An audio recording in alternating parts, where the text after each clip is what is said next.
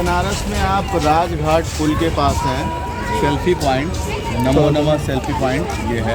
जी, आप यहाँ यहाँ आ पे जाइए, हम सेल्फी पॉइंट भी हाँ देखेंगे। ये देखिए, यहाँ पे अक्सर ऐसे करके फ़ोटो खिंचाते हैं लोग। जी जी। और ये बहुत ही मनमोहक जगह है, और पीछे ना गंगा माँ का किनारा और बनारस का फेमस ब्रिज, जिसके ऊपर आप देख रहे हैं नीचे से ट्रेन भी जाती है और ऊपर से गाड़ी बसें जाती हैं। अंग्रेज़ों के ज़माने का ये पुल है और कितना अच्छा वातावरण है यहाँ पे। देखिए बहुत सारे लोग अपनी फैमिली मेम्बर्स लेकर के, फैमिली के साथ सभी लोग आते हैं घूमने के लिए।